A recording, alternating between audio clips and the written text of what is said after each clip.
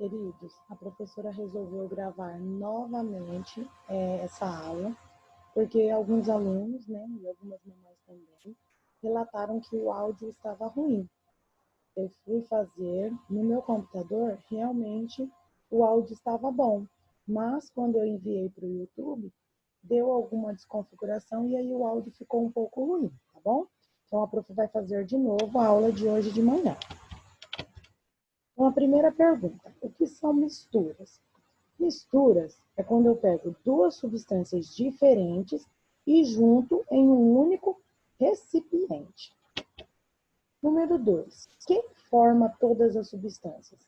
Os elementos químicos. Então, os elementos químicos vão se unir e formar todas as substâncias que nós temos no nosso dia a dia. O que é uma mistura homogênea? Uma mistura homogênea é quando eu pego duas substâncias, misturo elas e eu tenho uma única fase.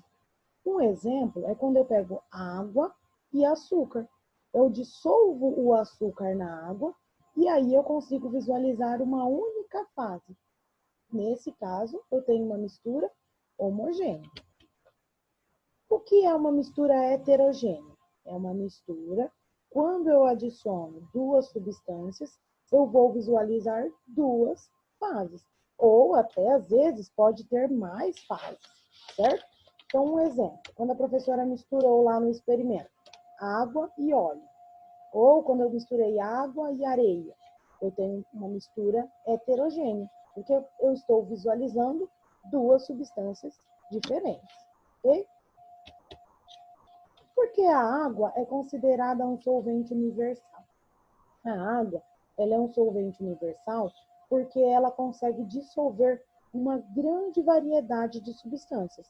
Como ela consegue dissolver essa grande variedade, ela é chamada de solvente universal. O que é solubilidade?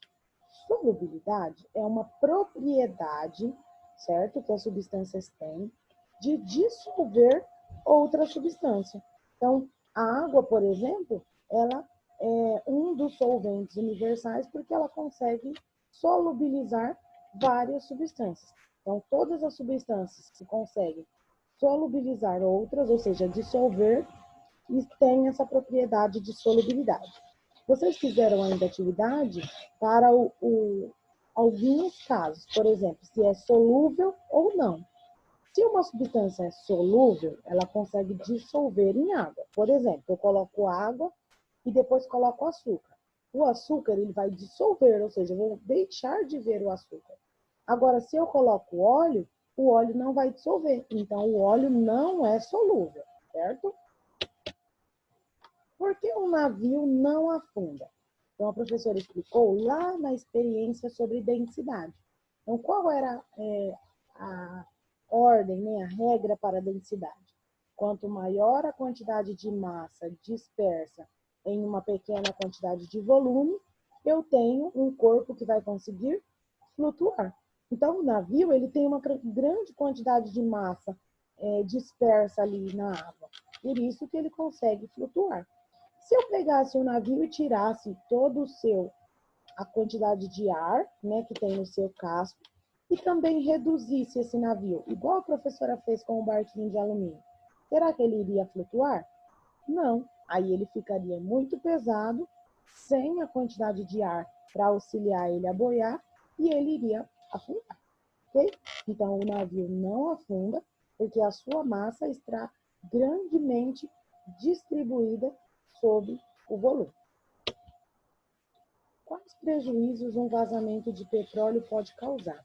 Então, a professora citou lá na nossa aula que ele pode destruir a morte de peixes, pode intoxicar os seres humanos, né, se chegar às praias, por exemplo, vai diminuir a luminosidade, a quantidade de luz para os seres vivos que estão dentro, no fundo do oceano, as algas também, que fazem fotossíntese, as aves, né, as aves marinhas que utilizam ali o alimento, pegam o seu alimento, acabam ficando com o corpo cheio de petróleo e também acabam morrendo. Então, um derramamento de petróleo, um vazamento de petróleo, causa mal para toda a rede de seres vivos que está ali naquele ambiente. O que é uma solução? Uma solução é uma mistura homogênea. Então, quando eu pego uma mistura homogênea, ou seja, duas substâncias que vão gerar uma única fase, eu tenho uma solução.